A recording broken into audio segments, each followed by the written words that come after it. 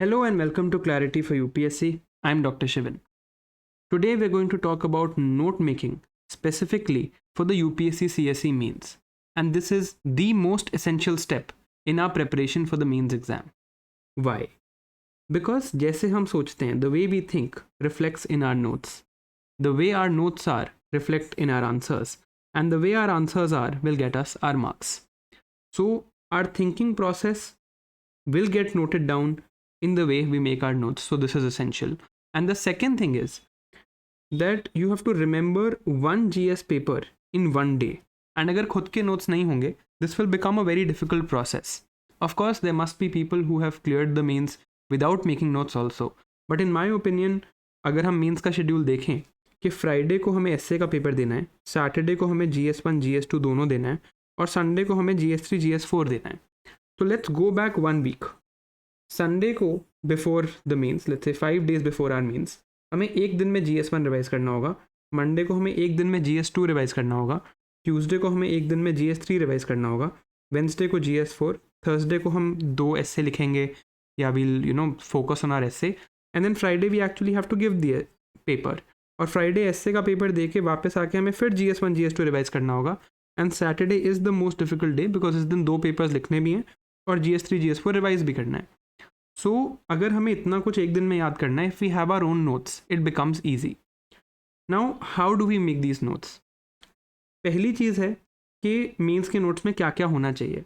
जो भी previous year questions उस टॉपिक के आए हैं वो उस नोट्स में हमारे डेफिनेटली कवर्ड होने चाहिए. फिर कुछ और डायमेंशंस जो हम सोच पा रहे हैं and other dimensions also from current affairs should be in our notes. Now obviously some value addition also needs to be in our notes, but tendency रहती है इस चीज़ पे ओवर फोकस करने की. वी हैव टू रियलाइज़ कि जो भी हम आंसर लिखेंगे उसमें 80% तो ये जनरल कंटेंट ही होगा. दिस इज़ हार्डली 20% और even less than that, but of course this is also needed. And most importantly जो नॉलेज मैंने प्रीलिम्स के लिए एक्वायर करी है वो भी मेरे मेंस के नोट्स में जाने चाहिए. Right, if I have read something for the prelims it should be in my notes also, ताकि वो भी दिखे मेरे नोट्स में और मेरे आंसर्स में. So now to understand how this process is done, let me show you a live demonstration. I will show you 2 topics. One is main specific, which is urbanization, and one is a topic called separation of powers, जो GS2 में आता है. ये ऐसा topic है जो हम pre के लिए भी पढ़ते हैं और हम मेंस के लिए भी पढ़ते हैं. तो हेयर यू विल अंडरस्टैंड कि अगर कोई मेन स्पेसिफिक टॉपिक हो उसमें कैसे नोट्स बनते हैं जो मैंने प्री के लिए अपेरेंटली नहीं पढ़ा है. ऑल्दो अर्बनाइजेशन भी मैंने प्री के लिए पढ़ा है and I will show you that. And then separation of powers is something जो हम डेफिनेटली प्री के लिए पढ़ते हैं लक्ष्मीकांत से भी और मेंस में भी आता है. तो इन दोनों के नोट्स कैसे बनते हैं इसकी एक demonstration let me show you. सबसे पहले let's talk of urbanization. Urbanization एक टॉपिक है GS1 में सोसाइटी में. मैंने ये सबसे पहले देखा कि यार ये GS1 में आता है. नाउ अभी मैंने कुछ बुक नहीं खोली है, कुछ नहीं किया है. मैं पहले इसकी इंटरलिंकेजेस एस्टैब्लिश करने की कोशिश करूँगा. So I will understand that there are other parts of the syllabus where urbanisation is also asked. Then, once I understand these other parts, I will try to put all previous year questions in one place. And then I will start making my notes. If you want a compilation of these previous year questions, I have put a compilation of GS 1, 2, 3, 4 and essay sorted year-wise and topic-wise on my website, drshivan.com. अब ये मेरा syllabus है. मैंने GS1 का syllabus देखा, यहाँ लिखा था urbanization, their problems and their remedies. तो ये मेरा टॉपिक है जिसके लिए मैं नोट्स बना रहा हूँ. बट मैं बाकी पार्ट्स भी देखता हूँ सिलेबस के. जैसे GS2 में सिलेबस है devolution of powers and finances up to local levels and challenges there in. अब यार यहाँ पर ऑब्वियसली अर्बन लोकल बॉडीज़ की बात हुई होगी और वो भी अर्बनाइजेशन के कॉन्टेक्स्ट में इंपॉर्टेंट है. So I will include this. Then I will also understand that there are other parts of the syllabus that are important. Right, तो अगर मैं आगे जाऊँ यहाँ पर GS3 के सिलेबस में मुझे दिखेगा इंफ्रास्ट्रक्चर. अब यहाँ पर ऑब्वियसली अर्बन इंफ्रास्ट्रक्चर स्पेशली क्योंकि यहाँ रेलवेज लिखा है तो अर्बन मेट्रो रेल एक्सेट्रा ये भी होगा. फिर अगर मैं आगे जाऊँ तो disaster and disaster management is also something that is in the syllabus. और यहाँ पर things like urban flooding which is a disaster is also something I have to read. पहले मैंने इंटरलिंकेजेस एस्टैब्लिश किए. अब जहाँ मैंने इंटरलिंकेजेस एस्टैब्लिश कर लिए इन सिलेबस पॉइंट्स के मुझे प्रीवियस ईयर क्वेश्चंस देखने हैं and I have uploaded these already on my website.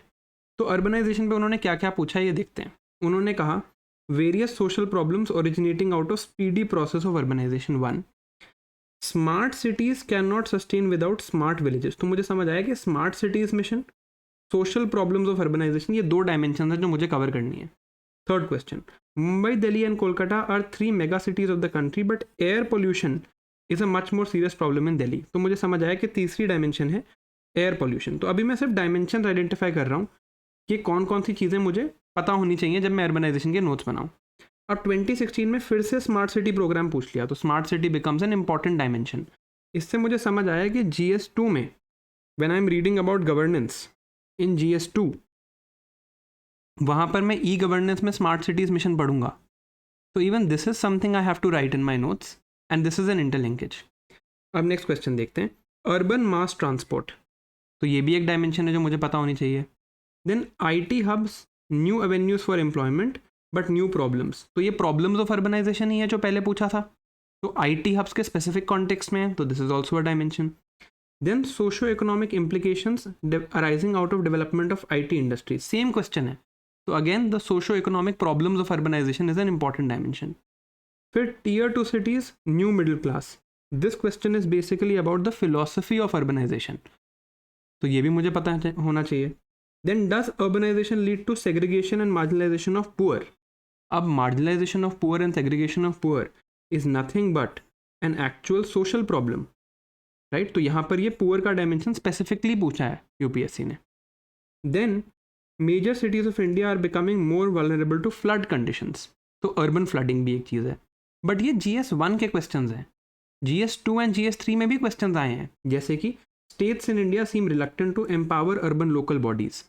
अब अगर मुझे ये बात पता है तो is this not also a problem of urbanisation, तो मुझे ये GS1 में आना चाहिए, right. Government schemes for uplifting vulnerable and backward communities lead to their exclusion in establishing businesses and urban economics. वहाँ पर segregation and marginalisation of poor पूछा था, यहाँ बिजनेस पर्सपेक्टिव से पूछ लिया with respect to government schemes. फिर देखो स्मार्ट सिटीज मिशन GS3 में भी पूछा है, smart villages and smart cities. This exact question has been asked before, पूरा एंड अर्बन मिशन। तो मुझे ये भी समझ आया कि यार ये डायमेंशन काफ़ी इंपॉर्टेंट है। फिर नेशनल अर्बन ट्रांसपोर्ट पॉलिसी, यहाँ क्या पूछा था, they had asked about urban mass transport, right. यहाँ पर उन्होंने क्या पूछा, नेशनल अर्बन ट्रांसपोर्ट पॉलिसी, तो ये भी लिंक टॉपिक्स हैं। फिर अर्बन फ्लड्स, ये GS3 में पूछा है, बिकॉज डिजास्टर मैनेजमेंट है GS3 में। तो again I understand that these dimensions are also important. Okay, let's go further. यहाँ पे फिर से पूरा स्कीम पूछ लिया, ये पूछा है GS2 में। End funds, functions and functionaries A functionality of urban local institutions, right. Again they have asked in GS2। तो मुझे अब क्या समझ आया कि अर्बनाइजेशन की डायमेंशंस क्या क्या हैं, व्हाट आर द थिंग्स जिन पे क्वेश्चंस पूछ सकते हैं। Now of course when I am studying I can't study everything together.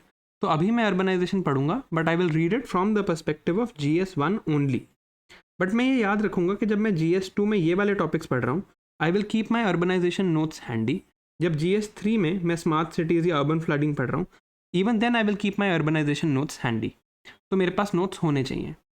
तो अर्बनाइजेशन पढ़ के मुझे समझ आया कि PYQs से क्या क्या डायमेंशंस हो सकती हैं, कुछ लिंकेजेस हैं GS2 और GS3 से।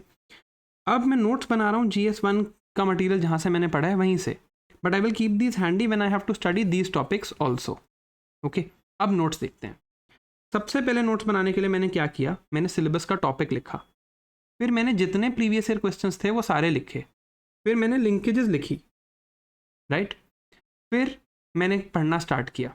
अब जब मैंने पढ़ना स्टार्ट किया तो मैंने देखा यार अर्बनाइजेशन में I need to know definition of urbanisation, concept, urbanism और उसका phenomena, process, social effects, problems, solutions and government interventions, और इसके कुछ एसोसिएटेड टॉपिक्स जो पूछे गए हैं, राइट। अब मैं स्टार्ट करूँगा डेफिनेशन एंड कॉन्सेप्ट, इन्हीं पे इस पे डेफिनेशन एंड कॉन्सेप्ट से स्टार्ट किया था, तो डेफिनेशन एंड कॉन्सेप्ट। फिर यहाँ पर एक रिपोर्ट है UN state of world population की कि 41% Indians will live in urban areas by 2030. Now this data I will use across papers. This is not just one place, है ना। अब urbanism, वो द philosophy of urbanization या ideology of urbanization, वो urbanism वो भी क्वेश्चन आ चुका है। अब associated phenomena क्या है urbanization के, then I will go to these। ये देखो, ये कुछ प्रीलिम्स के प्रीवियस ईयर क्वेश्चंस हैं जो urbanization पे आए हैं। Right to the city, UN habitat, Miyawaki method. अगर ये क्वेश्चंस आए हैं और मैंने ये क्वेश्चंस पढ़े हैं तो मैं ये भी याद रखूँगा when I am making my notes further, और ये आपको भी दिखेगा, राइट। हम कंटिन्यू कर रहे हैं नोट्स में कि सब अर्बनाइजेशन क्या है, counter urbanisation, process of urbanisation in 3 dimension, socio cultural, economic, geographical. अब social effects of urbanisation was something that was asked multiple times. तो before making my notes I will understand कि social effects कहाँ कहाँ हो सकते हैं। तो social effects of urbanisation can be on the family, they can be on individuals, some positive some negative effects, कुछ media का रोल भी होगा इसमें, कास्ट पे सोशल इफेक्ट्स होंगे, विमेन पे सोशल इफेक्ट्स होंगे। अब मैंने ये आइडेंटिफाई कर लिया कि इन पे मेरे सोशल इफेक्ट्स हैं। अब मैं आगे भी एक फ्रेमवर्क में लिखूंगा कि फैमिली पे जब भी मैं लिख रहा हूँ structure, function and interpersonal relations. तो मैंने ये नोट्स बनाए फॉर फैमिलीज इफेक्ट, फैमिली पे अर्बनाइजेशन का क्या इफेक्ट है, फिर इंडिविजुअल्स पे क्या पॉजिटिव इफेक्ट, इंडिविजुअल्स पे नेगेटिव इफेक्ट, फिर कास्ट पे इफेक्ट, विमेन पे इफेक्ट, ये मैंने बना लिया। ऑलवेज मैं आपको रेकमेंड करूंगा कि या तो आप A4 शीट्स पे नोट्स बनाएं या आप डिजिटली बनाएं, राइट, ताकि आप उनमें ऐड कर सकें। जैसे आप यहाँ पर भी देखोगे, so I have added these things later, obviously this didn't come to mind when I was reading it the first time, right, but आगे पढ़ के मुझे रियलाइज़ हुआ कि यार ये चीज़ें भी ऐड हो सकती हैं। तो ये ऐड करने का स्कोप हमें हमेशा छोड़ना है। जैसे ये भी मैंने बाद में ऐड किया है, मे बी कहीं से रीड करके, राइट। अब प्रॉब्लम्स ऑफ अर्बनाइजेशन, ये क्वेश्चन कई बार आया है, बट इसके साथ मुझे सोल्यूशंस भी पता होने चाहिए। अगर मुझे सोल्यूशंस नहीं पता, माई answer will be incomplete, and it's better कि मैं प्रॉब्लम्स और सोल्यूशन साथ में लिखूं ताकि मुझे याद हो सके। सो अनप्लान्ड अर्बनाइजेशन की प्रॉब्लम है, यहाँ पर अब मैंने कुछ और चीज़ें भी ऐड करी हैं, और इसका सोल्यूशन क्या है, फ्लोर एरिया रेशियो ठीक करो, पब्लिक ट्रांसपोर्ट, कैस्केडेड प्लानिंग। फिर अर्बनाइजेशन की problems and their effects on society, this is what been asked, social economic problems. तो ये प्रॉब्लम्स हैं, और आगे आप देखोगे तो सोल्यूशन भी है। जैसे inadequate housing and slums is a problem, Pradhanmantri Awas Yojana and smart cities are a solution, environmental degradation are a problem, Nagar Van scheme and Miyawaki method is a solution. अब ये मुझे कहाँ से पता चला, प्रीलिम्स के PYQ से पता चला। Regional inequality is a problem, तो मुझे local self governing urban bodies को एम्पावर करना है। ट्रैफिक इज़ अ प्रॉब्लम, तो मुझे faster adoption and manufacturing of electric vehicles, जो फेम स्कीम है, उसको यहाँ पर यूज़ करना है। एंड ये चीज़ मैं प्रीलिम्स के लिए पढ़ता हूँ, but that information needs to go here. Garbage की प्रॉब्लम है, तो यहाँ पे वेस्ट टू एनर्जी प्लांट्स का सोल्यूशन है। इन्फ्लेटेड लैंड प्रॉब्लम्स हैं, लैंड प्राइसेस की प्रॉब्लम है, स्लम्स की प्रॉब्लम थोड़ी डिटेल में है और यहाँ पर कुछ डेटा है। देन ओवर क्राउडिंग की प्रॉब्लम है, वाटर की प्रॉब्लम है, इनएक्सेसिबल है टू फिजिकली हैंडिकैप्ड और specially abled people, right. Urban heat islands की प्रॉब्लम है, इस पर भी प्रीवियस ईयर क्वेश्चन आ चुका है। और अर्बन हीट आइलैंड्स का बेस्ट सोल्यूशन क्या है, obviously it is going to be the Miyawaki method of urban forestry या नगर वन स्कीम। तो अब मैंने वही प्रॉब्लम्स कंटिन्यू करी, राइट। क्राइम, मैंने यहाँ पर कुछ डेटा ऐड किया, waste management, socio cultural issues. अब मैंने देखा कि गवर्नमेंट ने क्या इंटरवेंशंस लिए हैं। तो ऑब्वियसली गवर्नमेंट को जब अगर अर्बनाइजेशन की प्रॉब्लम सॉल्व करनी है तो governance is a major thing that they can do. तो यहाँ पर local self government, funds, functions and functionaries, right, ये चीज़ एक प्रीवियस ईयर क्वेश्चन में भी थी। तो फंड्स बेटर करने के लिए लोकल सेल्फ गवर्नमेंटिंग बॉडीज़ क्या कर सकती हैं, फंक्शंस के लिए क्या कर सकती हैं, फंक्शनरीज के लिए क्या कर सकती हैं, वेस्ट मैनेजमेंट का सोल्यूशन, ट्रैफिक मैनेजमेंट का सोल्यूशन। अब मैंने यहाँ पर कुछ ऐड किया। अगर आप ये नोटिस करोगे, पूरा स्कीम रर्बन मिशन, इस पे प्रीवियस ईयर क्वेश्चंस थे, बट अगर मुझे प्रीवियस ईयर क्वेश्चंस पता हैं तो मैंने यूज़ क्यों ना करूँ अपने आंसर्स में। नेशनल अर्बन ट्रांसपोर्ट पॉलिसी, मैंने इसके बारे में सुना भी नहीं था जब तक मैंने वो प्रीवियस ईयर क्वेश्चन नहीं देखा, but now I am going to add it as a solution. Amrit mission, I am going to add this as a solution, right.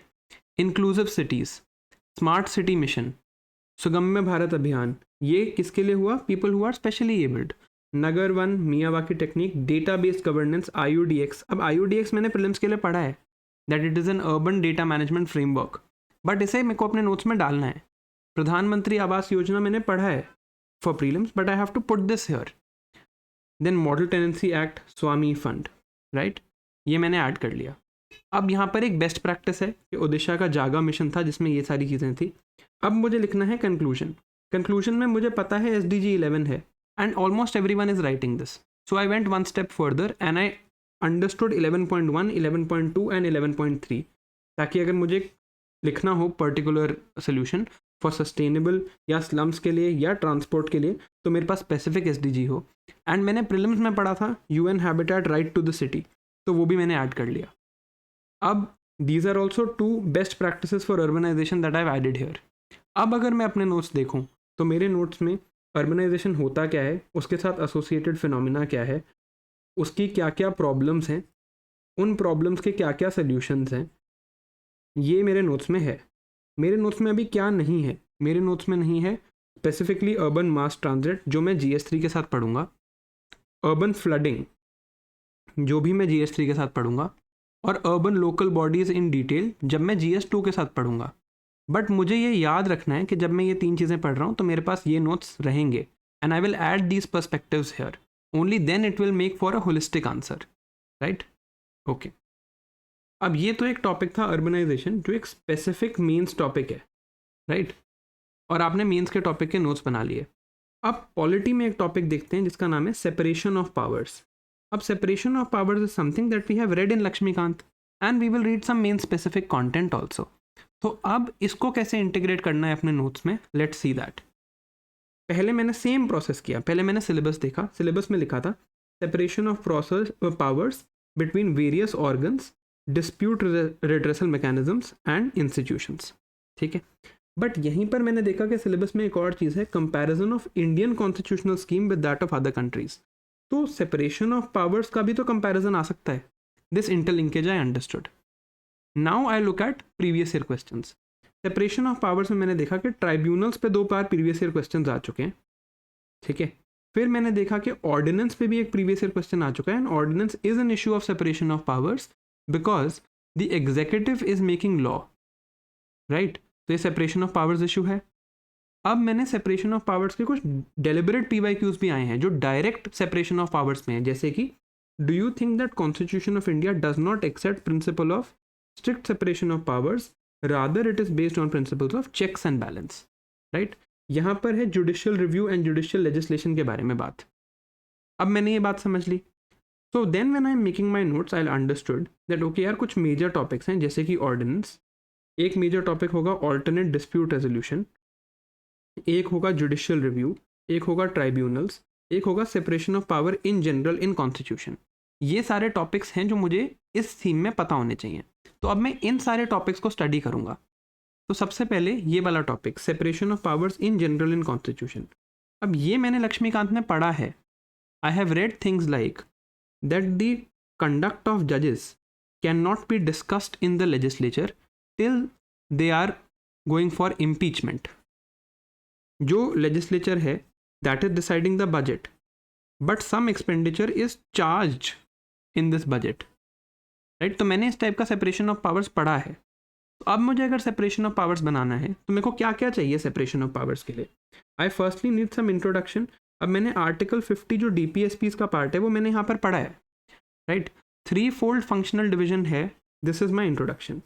अब why is there separation of powers, this is my second dimension कि objectives क्या हैं separation of powers के, कि arbitrariness ना हो, tyranny ना हो। अगर लेजिस्लेचर एग्जीक्यूटिव या जुडिशरी का काम करेगा तो आर्बिट्ररी हो जाएगा, एग्जीक्यूटिव लेजिस्लेचर या जुडिशरी का काम करेगा तो फ्रीडम और लिबर्टी पे इम्पैक्ट होगा, और जुडिशरी अगर लेजिस्लेचर या एग्जीक्यूटिव का काम करने लगे तो डिक्टेटरशिप ऑफ जुडिशरी हो जाएगा। दूसरी चीज़ मुझे याद रखना है कि supremacy of constitution is something that our constitution talks about, एंड यहाँ पर आइडिया है चेक्स एंड बैलेंस का। अब प्रीवियस ईयर क्वेश्चन क्योंकि मेरे दिमाग में हैं, I am trying to make my answers like that, ठीक है। अब मैंने देखा कि यार कंपैरिजन भी आ सकता है, तो यूके में सेपरेशन ऑफ पावर्स कैसे प्रैक्टिस किया जाता है और USA में सेपरेशन ऑफ पावर्स कैसे प्रैक्टिस किया जाता है, और ये मैं प्रीलिम्स के लिए पढ़ता हूँ, but I have to add this to my mains notes. अब इंडियन पर्सपेक्टिव्स में मैं पढ़ूंगा कि इंडियन कॉन्स्टिट्यूशन में सेपरेशन ऑफ पावर्स कहाँ है, आर्टिकल 50 में है, बट एक्सप्रेसली मेंशन नहीं है। Then I will come to some articles, right? जैसे आर्टिकल 122 कि courts can not inquire into parliamentary proceedings. Article 105 MPs have immunity for what they speak in parliament, ये भी तो एक सेपरेशन ऑफ पावर्स है, right? Article 361 that president is not answerable to the court for their official duties, right? Things like these. अब ये मैं already पढ़ चुका हूँ, तो ये आर्टिकल्स यहाँ होने चाहिए, और जब मैं आंसर्स लिखूँ ये आर्टिकल्स वहाँ दिखने चाहिए। Only then my answer will appear enriched. अब यहाँ पर जब मैंने ये इम्यूनिटी वाली चीज़ पढ़ी, there is an immunity loophole, और इस पर श्रीमती सोरेन केस हुआ था सुप्रीम कोर्ट में, and this was in current affairs. तो आई हैव एडेड दिस जो सुप्रीम कोर्ट ने जजमेंट दी है कि immunity of MP does not concern the vandalism of the house, right. तो ये मैंने यहाँ पर ऐड किया। Then Indian provisions against separation of powers, executive and legislature में कहाँ सेपरेशन ऑफ पावर्स के अगेंस्ट इंडियन कॉन्स्टिट्यूशन में प्रोविजंस हैं, लाइक आर्टिकल 75 है और आर्टिकल 123 ऑर्डिनेंस है, ordinances against separation of powers. And अब क्वेश्चन याद करो, क्या था क्वेश्चन में कि strict separation of powers Indian constitution में नहीं है, वहाँ पर ये आर्टिकल्स दिखने चाहिए, executive and judiciary, legislature and judiciary, ये क्या क्या स्ट्रिक्ट सेपरेशन ऑफ पावर्स के अगेंस्ट है, राइट। अब मेरे को चेक्स एंड बैलेंस भी लिखना है बिकॉज दिस वाज आस्क्ड। तो चेक्स एंड बैलेंस कैसे है कि parliament can impeach the president, parliament and president can remove जजेस, प्रेसिडेंट अपॉइंट्स जजेस and the scope of judicial review. अब यहीं से मुझे समझ आ गया कि judicial review is an important topic here, right. अब मेरे पास कुछ सुप्रीम कोर्ट केसेस होने चाहिए to make my answers better, वो यहाँ पर लिखे हैं। Then criticism of the strict separation of powers, कि स्ट्रिक्ट सेपरेशन ऑफ पावर होगा तो क्या इशू होगा। And finally all three organs must coordinate and cooperate to achieve the ideals of welfare state. This is my conclusion. So when I am writing about separation of powers, I understood that I have, when I come to this thing कि separation of powers in general in the constitution, मुझे समझ आया कि मुझे objectives चाहिए, मुझे एक comparison चाहिए, मुझे ऐसे features चाहिए constitution में जहाँ पर separation of powers दिखता हो, मुझे ऐसे features चाहिए जहाँ पर ये separation of powers नहीं दिखता हो, मुझे चेक्स एंड बैलेंसेस के फीचर्स चाहिए, मुझे कुछ सुप्रीम कोर्ट केसेस चाहिए to add value, and I finally need कि अगर एक स्ट्रिक्ट सेपरेशन ऑफ पावर्स हो जाएगा तो उसका क्या क्रिटिसिज्म है, and a conclusion, obviously also an introduction. Once I have done this mapping only then I should go and make my mains notes, and then I will make my mains notes accordingly, और यही चीज़ें आपको यहाँ पर दिखेंगी। Similarly हम एक और टॉपिक अगर इसी सिलेबस पॉइंट में देखें तो वो ऑर्डिनेंस है। तो ऑर्डिनेंस में मुझे क्या समझ आया कि मुझे सबसे पहले एक इंट्रोडक्शन चाहिए कि ऑर्डिनेंस होता क्या है, और ऑर्डिनेंस के बारे में मैं ऑलरेडी पढ़ चुका हूँ लक्ष्मीकांत में। इंट्रोडक्शन के बाद मुझे क्या चाहिए होगा ऑर्डिनेंस में, मैंने क्वेश्चन देखा, मुझे उसका डायमेंशन समझ आया, मुझे समझ आया कि कुछ रीसेंट ऑर्डिनेंसेस मुझे चाहिए होंगे, कुछ डेटा मुझे चाहिए होगा। Then the dimensions I would need is कि when and in what situations is an ordinance passed, उसका रिलेशनशिप क्या है विद ऑर्डिनरी लेजिस्लेशन, और ये चीज़ मैं पढ़ चुका हूँ ऑलरेडी लक्ष्मीकांत में। फिर मुझे चाहिए कि ऑर्डिनेंस अगर कोई पास करे, is it an abuse of parliamentary democracy, if it is an abuse और if it is not an abuse, ये कौन डिसाइड करेगा, सुप्रीम कोर्ट डिसाइड करेगा। So I will need some supreme court cases, and I will also need कि ideal situations में ordinance कब use होना चाहिए, राइट। जब मेरे पास ये सब है, I am now ready to write the mains answer, correct? So, अब मैं अपने नोट्स देखूं तो यहाँ पर इंट्रोडक्शन है, recent context, data, when should ordinances be used, legislation और ordinance में क्या relation है, सुप्रीम कोर्ट ने इसके बारे में क्या क्या बोला है, are ordinance an abuse of parliamentary democracy, and if not, what is the ideal thing to do, and conclusion के लिए यहाँ पर एक और केस है। Now my ordinance topic is complete. So any topic that I am making notes for the means, the first step is to understand the syllabus. जब मैं syllabus समझ गया उसके बाद I need to understand the previous year questions and I need to brainstorm some other dimensions कि यार और क्या क्या चीज़ें इसमें पूछी जा सकती हैं। Then I need to make my notes, and in these notes I need to utilize whatever prelims knowledge I have. I need to read some main specific content, and I need to also further add things like value addition, जैसे supreme court cases हो गए polity में, या कुछ case studies हो गई जैसे हमने वहाँ पे देखा था ओडिशास जागा मिशन, ये हो जाएगा GS1 में। अब ये स्टेप सबसे ज़्यादा इंपॉर्टेंट है, नोट्स उसके बाद बनेंगे, और जब नोट्स बन जाएं, राइट, जैसे यहाँ पे ट्रिब्यूनल्स है, अब ट्रिब्यूनल्स पे भी क्वेश्चन हमने देखा था। तो introduction, why are tribunals introduced, what are the features of tribunals, इनकी एडवांटेज क्या है, देन इनकी डिसएडवांटेज क्या है, राइट, इश्यूज क्या हैं ट्रिब्यूनल्स के, then tussle between executive and judiciary for tribunals, and this is a continuing thing. पहले SP संपत केस हुआ, फिर L चंद्र कुमार केस हुआ, फिर फाइनेंस एक्ट आया, फिर रॉजर मैथ्यूज केस हुआ, फिर मद्रास बार एसोसिएशन केस हुआ, फिर ट्राइब्यूनल्स रिफॉर्म एक्ट ऑफ 2021 आया, फिर उसके आगे दोबारा केसेस हुए, and finally this committee was made for appointment of tribunals, and अब क्या हो रहा है, राइट? मेरे पास ये सारा कॉन्टेक्स्ट होना चाहिए. Then I need to have things like way forward, statutory tribunals and their suo motu power, because there was a question specifically on the Central Administrative Tribunal. Then NGT. NGT पे environment में भी question आ सकते हैं. अब ये notes मेरे iPad में किसी एक स्लाइड में होंगे, तो यहाँ पर वो रेफरेंस भी लिखा है ताकि मैं उसे साथ में पढ़ लूँ. अब नेक्स्ट टॉपिक है judicial review and judicial activism. ऐसे मेरे नोट्स बनते जाने चाहिए. So whenever I am making mains notes, I have to understand that all the dimensions that have been asked in previous year questions, these dimensions need to be completely covered. Some new dimensions that I can think of, new dimensions इनको देख के भी आएंगी, new dimensions current affairs में भी आएंगी, that need to be added. Then value addition needs to be added, and then finally your notes will be prepared. अब when your notes are prepared, how do you remember them? आप कैसे remember करो उन notes को? You should not blindly reread them. Right, मैंने notes बना ली, मैं दोबारा वही नोट्स पढ़ता रहूँगा तो कोई फ़ायदा नहीं होगा. तरीका क्या है रिमेंबर करने का? जैसे मैंने अर्बनाइजेशन पढ़ा, मुझे याद है कि social problems was something that was asked multiple times. तो सोशल प्रॉब्लम्स को मैं डिवाइड करता हूँ. अच्छा, हाउसिंग, ड्रेनेज, वेस्ट, हेल्थ, ये प्रॉब्लम्स थी और इनके कुछ सोल्यूशंस थे.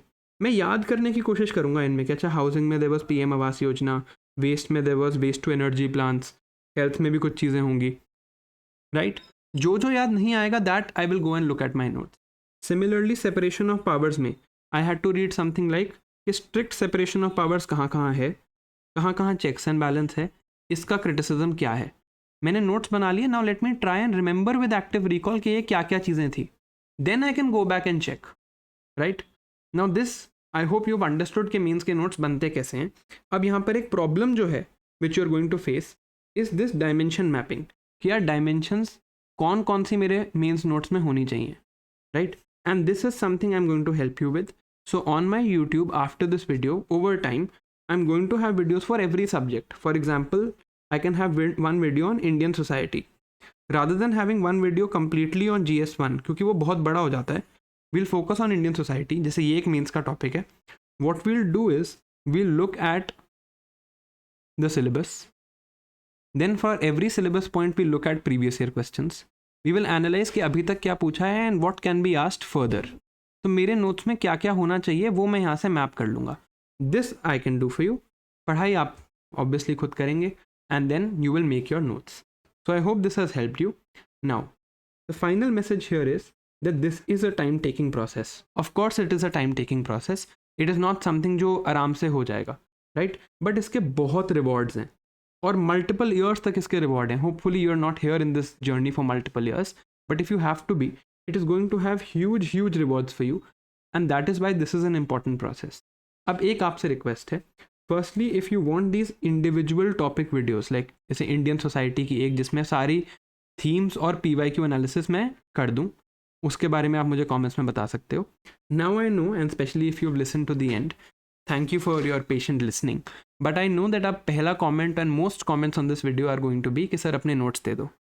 देखो, मेरे लिए प्रॉब्लम नहीं है नोट्स देना, but I think you should be doing this on your own, because आपकी थिंकिंग रिफ्लेक्ट होती है आपके नोट्स में, मेरी थिंकिंग रिफ्लेक्ट होती है मेरे नोट्स में, राइट?